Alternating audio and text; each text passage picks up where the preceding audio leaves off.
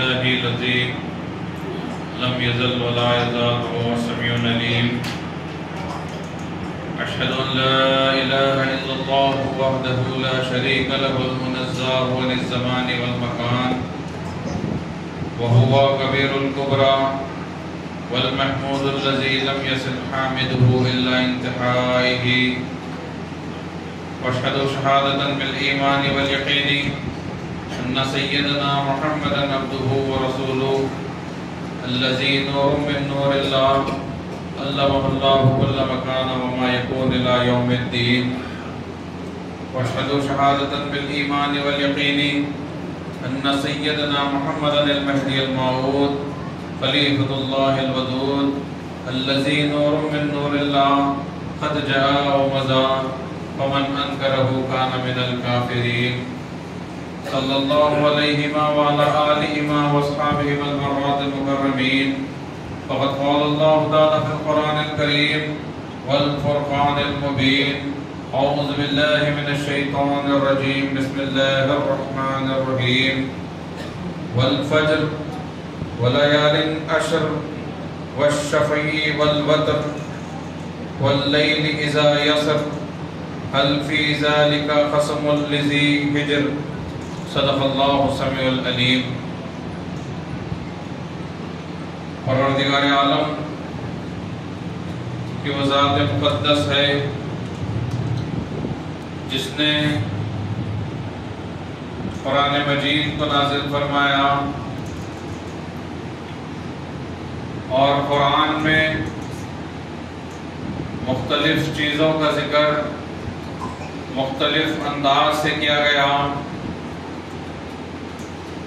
کچھ ایسی چیزوں کا ذکر بھی قرآن مجید میں کیا گیا جو بری ہیں اور اس کے لیے اللہ نے اسی قرآن میں اسے برا تذکرہ کرتے ہوئے وضاحت کر دیا۔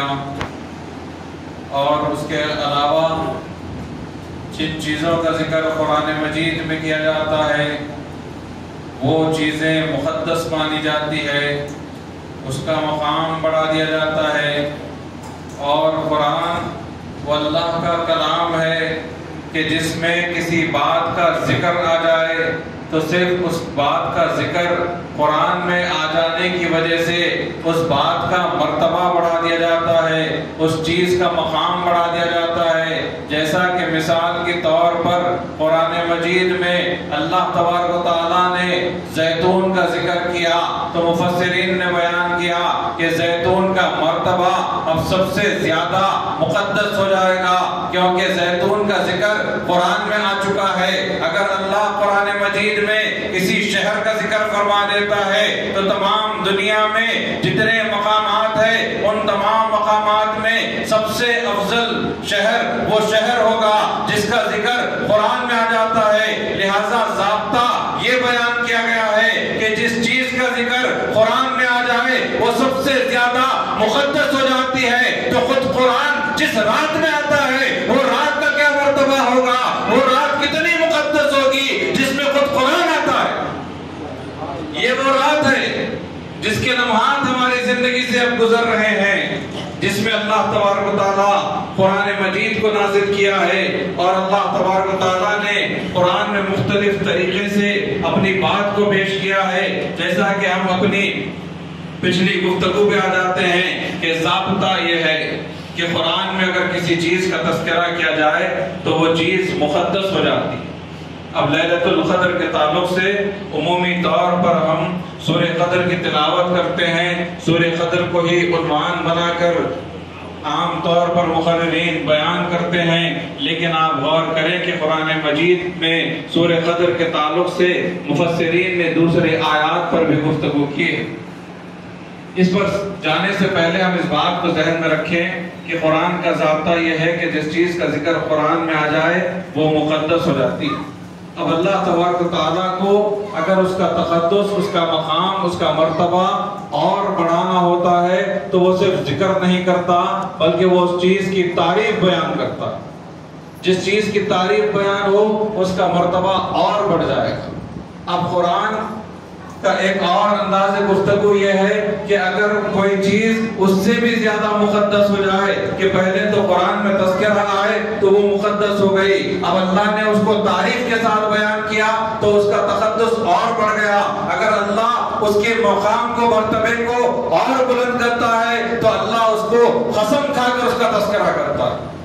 جس چیز پر اللہ نے قسم کھائی وہ سب سے زیادہ اعلیٰ و ارفع ہو جاتی ہے، اور اس کے ساتھ ساتھ جب ایک خاص بات کا تذکرہ کیا جاتا ہے تو قرآن کا انداز گفتگو یہ ہوتا ہے کہ وہ سیدھے سیدھے بات کو بیان نہیں کرتا، بلکہ پہلے اس کی تمہید مانی جاتی ہے، پہلے اس کے بارے میں اشارے دیے جاتے ہیں اور بعد میں اس خاص بات کا تذکرہ کیا جاتا ہے۔ اب اس نہج پر آپ اپنے اس نہج کو ذہن میں رکھیں اور آپ سورہ فجر کی تلاوت کیجئے۔ اللہ تبارک و تعالیٰ نے قرآن مجید کے 30ویں پارے میں اس سورے کو رکھا ہے، اور سورہ فجر کی آیت نمبر 1 سے 5 تک آپ اس کو تلاوت کیجئے۔ اللہ تعالیٰ نے فرمایا والفجر، یعنی قسم ہے فجر کی جس سے ظلمت چھٹ گئی، ایسی صبح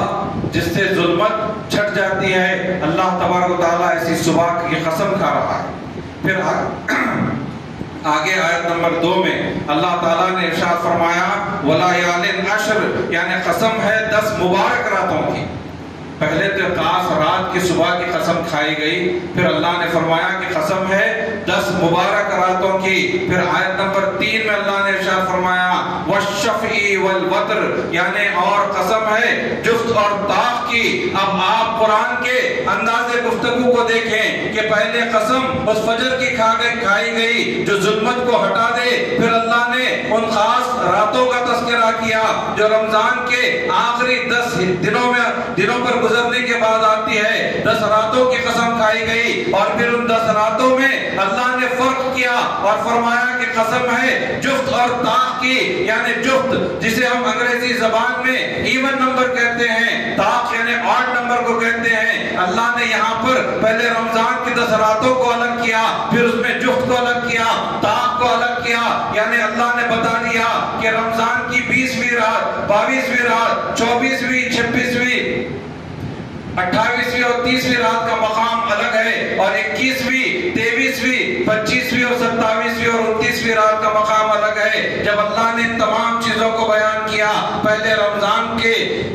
10 راتوں کو منتخب کیا گیا، پھر اس میں سے جفت اور طاق کو الگ کیا گیا، اس کے بعد آیت نمبر 4 میں اللہ تبارک و تعالیٰ ارشاد فرماتا ہے وَاللَّيْلِ إِذَا يَسْرِ، اب وہ خاص رات کی قسم جو ڈھل جائے۔ اب بہت سے مفسرین اکرام نے اس خاص رات سے مراد لیلۃ القدر کو لیا ہے۔ اللہ نے قرآن میں لیلۃ القدر کی قسم کھائی ہے، اور اللہ کس طرح سے لیلۃ القدر کی فضیلت کو بیان کر رہا ہے کہ پہلے اللہ نے رمضان کی 10 راتوں کا ذکر کیا، پھر اس میں جفت اور طاق کو جدا کیا، اور طاق میں سے پھر فضیلت بتاتے ہوئے اللہ نے لیلۃ القدر کی قسم کھائی ہے۔ تو آپ اندازہ کریں کہ لیلۃ القدر کا مقام، وہ مرتبہ کیا ہے کہ جس کی قسم اللہ تبارک و تعالیٰ کھا رہا ہے، اور اس کے بعد جس انداز سے قسم کھائی گئی اس کو بھی ہمیں غور کرنا چاہیے۔ اللہ نے فرمایا کہ وہ رات جب کہ وہ ڈھل جاتی ہے۔ اب یہاں پر ہم مہدوی حضور خلیفۃ اللہ میرا مہدی موعود علیہ السلام کے صدقے و طفیل آپ کی اتباع میں رات کے 2 بجے نماز لیلۃ القدر ادا کرتے ہیں۔ اس پر منافقین، مرتدین، منکرین سوال کرتے ہیں کہ بھئی یہ کیا بات ہوئی کہ رات بھر آپ چھوڑ دیتے ہیں، 2 بجے جا کر آپ نماز پڑھتے ہیں، تو ان کو قرآن سمجھ میں نہیں آتا۔ اللہ تعالیٰ نے یہ نہیں فرمایا کہ اس مقدس رات کی قسم، بلکہ اللہ نے یہاں پر ایک اور اشارہ دیا۔ اللہ تبارک و تعالیٰ نے فرمایا قسم ہے اس رات کی جب وہ ڈھل جاتی ہے، یعنی یہاں پر وقت کا بھی تعین کیا گیا ہے۔ رات کب ڈھلتی ہے؟ آدھی رات مکمل ہونے کے بعد جب رات کا دوسرا حصہ آتا ہے، اس حصے کی اللہ قسم کھا رہا ہے، اور قرآن کہہ رہا ہے کہ رمضان کی 10 راتیں مقدس ہے، اور 10 راتوں میں طاق راتیں مقدس ہے، اور طاق راتوں میں یہ خاص رات لیلۃ القدر مقدس ہے، اور لیلۃ القدر میں آدھی رات کے بعد کا حصہ جس کو اللہ نے فرمایا کہ جب وہ ڈھل جاتی ہے وہ حصہ مقدس ہے۔ اور قرآن کو سمجھ کر سوائے قوم مہدویہ کے اتنا بہترین طریقے سے رات کے آدھے گزرنے کے بعد کوئی عبادت نہیں کرتا سوائے قوم مہدویہ کے۔ یہ مہدی موعود علیہ السلام کا صدقہ ہے جس سے ہم کو قرآن سمجھ میں آیا، قرآن میں چھپی ہوئی باتوں کو اللہ نے تصدیق مہدی کے صدقے سے ہم کو سمجھنے کی توفیق عطا فرمائی ہے۔ نہ صرف سورہ قدر بلکہ اس کے علاوہ بھی سورہ فجر میں اور دیگر مقامات میں بھی لیلۃ القدر کا تذکرہ کیا گیا۔ معزز سامعین، لوگ سوال کرتے ہیں کہ آج سارا عالم اسلام، نہ صرف آج بلکہ سو سالوں سے سارا عالم اسلام لیلۃ القدر کو تلاش کر رہا ہے، کسی کو لیلۃ القدر نہیں ملی۔ کوئی بھی فرقہ، کوئی جماعت آپ لے لیں، کسی کو لیلۃ القدر نہیں ملی، سب کے سب تلاش کرتے ہیں۔ قوم مہدویہ ایک ایسی قوم ہے جس کو لیلۃ القدر مل چکی۔ اب یہ سوال یہ ہے کہ یہ کیسے ممکن ہے کہ لوگ سو سالوں سے تلاش کر رہے ہیں، کسی کو نہیں ملی اور ہم کو کیوں مل گئی؟ اب جبکہ آپ اس بات پر غور کریں کہ اگر آپ کے ذہن میں یہ بات ہوگی کہ گزشتہ سال، ایک سال پہلے یہ حقیر بندہ اللہ کی توفیق سے آپ کے سامنے چند احادیث پیش کیا تھا، جس میں جامع ترمذی کی حدیث بھی آپ کے سامنے رکھی گئی تھی، جس میں واضح طور پر فرمایا گیا کہ رمضان کی 27ویں شب کو اللہ کے رسول صلی اللہ علیہ وسلم نے اپنے صحابہ سے کہا کہ جاؤ اپنے بیوی بچوں کو لاؤ۔ اللہ کے رسول اپنے ازواج مطہرات کو جمع کرتے ہیں، اپنے دختران کو جمع کرتے ہیں اور آدھی رات گزرنے کے بعد بجماعت نماز ادا کرتے ہیں۔ یہ جامع ترمذی کی حدیث گزشتہ سال بھی آپ کے سامنے پیش کی گئی تھی۔ اس کے علاوہ بخاری شریف کی حدیث بھی جو حضرت بلال رضی اللہ تعالیٰ عنہ کے حوالے سے بار بار قوم مہدویہ کے مقررین پیش کرتے ہیں کہ حضرت بلال نے بھی فرمایا کہ رمضان کی 27ویں رات کو ہی لیلۃ القدر ہے۔ اس کے علاوہ ابو داؤد میں، مسند امام احمد بن حنبل اور کتنی ایسی احادیث کی کتابوں میں واضح احادیث موجود ہے کہ لیلۃ القدر 27ویں شب کو ہی ہے اور اللہ کے رسول صلی اللہ علیہ وسلم نے بجماعت لیلۃ القدر کی نماز پڑھی ہے۔ اب آپ تعجب کریں گے کہ یہ تمام احادیث موجود ہیں اور مدارس میں یہ ساری کتابیں پڑھائی جاتی ہے، علماء یہ کتابیں پڑھتے ہیں، ان کی آنکھوں کے سامنے سے یہ احادیث گزرتی ہے، لیکن اس کے باوجود وہ لیلۃ القدر کو کیوں تلاش کر رہے ہیں؟ جب واضح احادیث موجود ہے پھر بھی تلاش کیا جا رہا ہے۔ تو اس کا جواب مسلم شریف کی حدیث میں، بڑی خاص حدیث ہے، مسلم شریف کی جلد نمبر 1 میں یہ حدیث کو درج کیا گیا ہے اور اللہ کے رسول صلی اللہ علیہ وسلم کے جلیل القدر صحابی حضرت کعب رضی اللہ تعالیٰ عنہ نے حدیث نمبر 2769 ہے، جلد نمبر 1 میں صحیح مسلم میں حضرت ذرا فرماتے ہیں کہ میں نے حضرت کعب رضی اللہ تعالیٰ عنہ سے کہا کہ آپ کے بھائی حضرت عبداللہ ابن مسعود رضی اللہ تعالیٰ عنہ کہتے ہیں کہ جو شخص تمام سال قیام کرے گا، یعنی سال بھر ہر رات کو جاگے گا، جاگ کر اللہ کی عبادت کرے گا تو اس شخص کو لیلۃ القدر ملے گی۔ یہ مسلم شریف کی حدیث ہے۔ حضرت کعب سے کہا جا رہا ہے کہ آپ کے بھائی عبداللہ ابن مسعود کہتے ہیں کہ ایسے انسان کو لیلۃ القدر کی تاریخ معلوم ہوگی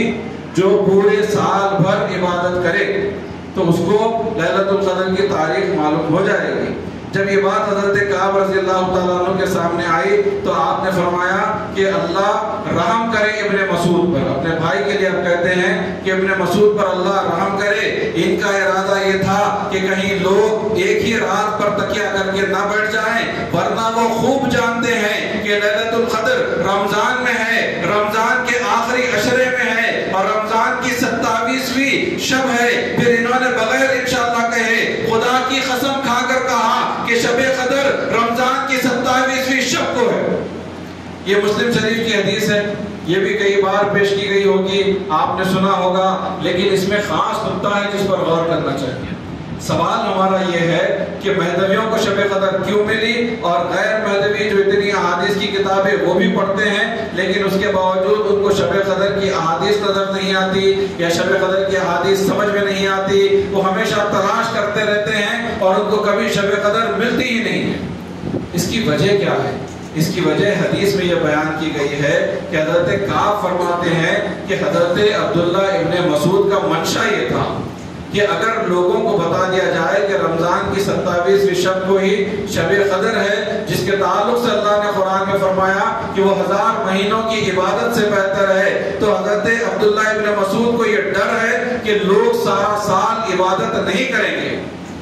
اور صرف ایک ہی رات میں عبادت کی جائے گی، کیونکہ ایک ہی رات 1000 مہینوں کی عبادت سے بہتر ہے۔ لوگ ایسے ہیں جو اس لیے وظیفے پڑھتے ہیں کہ اللہ ان کو جنت عطا کر دے، کوئی جنت کے لیے عبادت کر رہا ہے، کوئی اپنی پریشانیوں کو دور کرنے کے لیے عبادت کر رہا ہے، کوئی گن گن کر ثواب گن رہا ہے کہ یہ کام میں اتنے ثواب ہیں، وہ کام میں اتنا ثواب ہے، ثواب گن گن کر عمل کیا جا رہا ہے۔ ایسے تو لوگ ہیں جو ثواب کو گن کر کرتے ہیں، کوئی جنت کے لیے عبادت کرتا ہے، کوئی دوزخ کے خوف میں عبادت کرتا ہے۔ اب ایسے لوگوں کے سامنے ایک ایسی رات آ جائے جس کی عبادت 1000 مہینوں سے بہتر ہے، تو وہ گننے بیٹھیں گے کہ ایک رات میں ہی عبادت کر لو، سارے سال کی عبادت سے بہتر ہے۔ اسی لیے ایسے لوگوں سے شب قدر کو چھپایا گیا ہے، لیکن پھر اللہ تبارک و تعالیٰ نے ایک ایسی قوم کو بھیجا جس کو دنیا نے دیکھا کہ ایک ایسی قوم ہے جو راتوں میں سوتی نہیں ہے، بلکہ اپنے دائروں میں نوبت کا اہتمام ہوتا ہے، رات رات بھر اللہ کا ذکر کیا جاتا ہے۔ ایک ایسی قوم ہے جو خراسان میں دہکتے ہوئے پتھروں کے چٹانوں کی گرمی کے باوجود اپنا روزہ نہیں چھوڑتے، پانی سے حلق سوکھ جاتا ہے اور پانی کہتے کہتے بے ہوش ہو جاتے ہیں، لیکن روزہ چھوٹتا نہیں ہے۔ ایک ایسی قوم ہے جس کے دائرے میں 70 سال تک کسی کی ایک نماز قضا نہیں ہوتی۔ ایک ایسی قوم جو ایسی خیرات کرتی ہے، صرف زکات پر ہم اتفاق نہیں کرتے، صرف ہم عشر نہیں دیتے، بلکہ اتنی خیرات کرتے ہیں کہ آج کے لیے اٹھا کر رکھتے ہیں، باقی جو کچھ ہوتا ہے سب خیرات کرتے ہیں۔ اللہ نے دنیا کو بتایا کہ دیکھو یہ قوم ایک رات پر تکیہ کرنے والی نہیں، یہ قوم ہر رات عبادت کرنے والی قوم ہے، یہ قوم جنت کے لیے عبادت کرنے والی نہیں، یہ قوم دوزخ کے خوف سے عبادت کرنے والی نہیں، یہ قوم میرے عشق میں عبادت کرنے والی ہے، یہ قوم میری محبت میں عبادت کرنے والی ہے، یہ قوم حقدار ہے لیلۃ القدر کے پانے کے لیے۔ اسی لیے آج ساری دنیا میں اگر کسی کو لیلۃ القدر معلوم ہے تو وہ قوم بیتویہ ہے۔ حضرت عبداللہ ابن مسعود نے واضح کیا کہ آپ بھی جانتے تھے کہ لیلۃ القدر کب ہے، لیکن کیوں نہیں بتایا؟ کیونکہ لوگوں کے مزاج سے واقف تھے، اور جب اللہ نے دیکھا کہ ایسی قوم آئی ہے جو تکیہ کرنے والی نہیں، وہ ہر حال میں اللہ کے عشق میں اپنی جانوں کو قربان کرنے کے لیے تیار ہے، اس قوم کو لیلۃ القدر دی گئی ہے۔ اب آج کے اس مقدس رات میں آپ کے سامنے پیغام یہ ہے کہ ہم کو سمجھنا ہے کہ اب ہماری زندگی کس طریقے پر چل رہی ہے، کہ ہم اپنی زندگی کو اپنے اسلاف کی طرز پر چلاتے ہوئے ہر رات عبادت کرنے والے ہیں، یا ہم بھی اس رات پر آج کل تکیہ کرنے لگ گئے۔ ہم کو خود کا محاسبہ بھی کرنا چاہیے۔ ہم غیروں پر تو کہتے ہیں کہ وہ شب قدر کو نہیں پاتے، تلاش کرتے رہتے ہیں، لیکن اپنا محاسبہ بھی ضروری ہے کہ آج ہم کیا کر رہے ہیں، کہیں ہمارا شمار بھی اس زمرے میں تو نہیں آ گیا جو لیلۃ القدر کی ایک رات پر تکیہ کر کے بیٹھے ہیں۔ آج ہم کو ذکر کی پابندی کی ضرورت ہے، راتوں میں اللہ کے ذکر کی نشستیں کو سجانے کی ضرورت ہے، نوبت کے اہتمام کی ضرورت ہے، راتوں میں قرآن کی تلاوت کی ضرورت ہے، دن میں 5 وقتہ بجماعت نماز ادا کرنے کی ضرورت ہے۔ جو ہمارے اسلاف کا عمل تھا، جو ایسا عمل تھا جس کو دیکھ کر لیلۃ القدر بتا دی گئی، ایسے عمل پر آج ہم کو پھر ایک مرتبہ عمل پیرا ہونا ہے۔ اور عمل پیرا ہونے کے لیے ہر تقریر میں آپ کو کہا جاتا ہے، اور ہو سکتا ہے کہ ہم اپنے دلوں میں ایک خیال پیدا کرتے ہوں گے کہ آج سے ہم اپنے آپ کو بدل لیں گے، کل سے ہم اپنے آپ کو بدل لیں گے، پرسوں سے نماز کی پابندی کریں گے، ترسوں سے ذکر اللہ کی پابندی کریں گے۔ آپ یاد رکھیں کہ آپ یہ خواب و خیال میں رہیں گے تو موت آ کر کبھی بھی آپ کو جکڑ سکتی ہے۔ آپ سے موت پوچھتی نہیں ہے کہ تم کب سے پابندی کرو گے، کس وقت سے تم پابندی کرو گے، چلو تم کو اتنی مہلت دی جاتی ہے، یہ آپ سے پوچھا نہیں جائے گا، بلکہ موت آپ کو بنا بتائے کبھی بھی آ کر جکڑ سکتی ہے۔ ہم کو اس بات کو اپنے ذہنوں میں رکھنا چاہیے کہ ہم کو مرنا ہے، اور کبھی بھی کسی بھی وقت موت آ سکتی ہے۔ معلوم نہیں آج کی لیلۃ القدر ہم کو ملی ہے، آئندہ سال ملے گی یا نہیں ملے گی۔ بہت سے ایسے لوگ ہوں گے جو گزشتہ سال لیلۃ القدر میں ہمارے ساتھ تھے ہوں گے، آج وہ ساتھ نہیں ہے۔ ارے گزشتہ سال تو بہت دور کی بات ہے، 2 روز قبل میرے والد بزرگوار میرے ساتھ تھے، اور آج جب وہ ساتھ نہیں ہے، 2 دن کا فرق میں دنیا کہاں سے کہاں چلی جاتی ہے۔ آپ غور کریں کہ جس طرح گزشتہ سال لوگوں پر موت آئی، آئندہ آنے والے سال میں ہم پر بھی موت آ سکتی ہے۔ اگر آئندہ سال ہم کو لیلۃ القدر نہیں ملے گی تو کس طرح سے ہم اپنے خدا کو راضی کریں گے، کس طرح سے ہم اپنے گناہوں کی معافی مانگیں گے؟ لہذا آج کی رات ہمارے لیے غنیمت ہے جو ہم کو مل چکی ہے۔ آج کی رات میں گڑ گڑاتے ہوئے، اپنی آنکھوں سے آنسو بہاتے ہوئے، روتے ہوئے اپنے ہر ایک گناہ کو یاد کرنا چاہیے، اور یاد کرتے کرتے اللہ سے اپنے تمام گناہوں کی توبہ کرنا چاہیے، اس سے معافی مانگنا چاہیے، اور اللہ سے ایک مضبوط وعدہ کرنے کی ضرورت ہے کہ اے پروردگار، آج کی مقدس رات میں ہم تجھ سے وعدہ کرتے ہیں کہ جو گناہ ہم سے سابقہ زندگی میں سرزد ہو چکے ہیں، اب ہم اس کو دہرانے والے نہیں ہیں، ہم اس سے باز آنے والے ہیں۔ آج کی رات ہم اللہ سے عبادتوں کی توفیق مانگے، آج کی رات ہم اللہ کا قرب حاصل کرنے کی توفیق مانگے، آج کی رات ہم اللہ کا عشق اپنے دلوں میں پیدا کرنے کی دعا مانگے۔ آج کی مقدس رات میں بھی دنیا دنیا پیسہ پیسہ نہ مانگے، اپنے پریشانیوں کو دور کرنے کی فکروں سے باہر آؤ۔ ہم مہدوی ہیں، مہدوی دنیا کی پریشانیوں سے ڈرنے والے کا نام نہیں، مہدوی اللہ کی محبت میں جینے اور اللہ کی محبت میں مرنے والے کا نام ہے۔ اپنے آپ کو پہچانو، اپنے عقیدے کی اہمیت کو سمجھو۔ اس مقدس رات میں یہ پیغام دینا چاہتا ہوں کہ جن حضرات کے دل میں مہدویت کے تعلق سے شبہات ہے، وہ اپنے آپ کو سدھاریں، اپنے شبہات کو دور کریں اور غور کریں، بہت ساری چیزوں کو چھوڑ دو، صرف ایک ہی بات تو سوچو کہ مہدوی گھر میں پیدا ہوئے تو آج اگر کسی کی عمر 30 سال کی ہے اور 30 سال کی عمر میں اسے مہدویت پر شک و شبہات پیدا ہو رہے ہیں، ارے نادانو ذرا غور کرو، گزشتہ 29 سال بن جانے تمہیں لیلۃ القدر ادا ہوئی، 29 سال سے تم لیلۃ القدر ادا کر رہے ہو، مہدوی ہونے کا کتنا بڑا انعام تم کو ملا ہے۔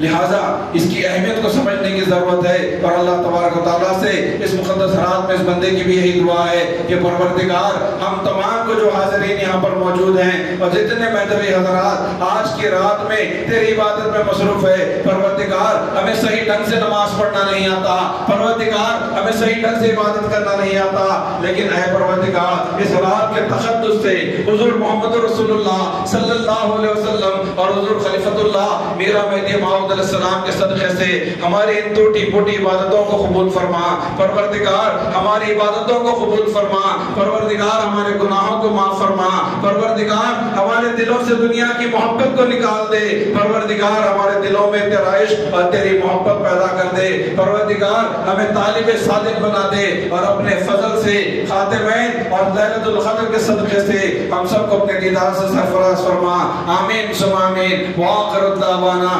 الحمدللہ رب العالمین۔ عشاء کی سنت نماز ادا کیجیے۔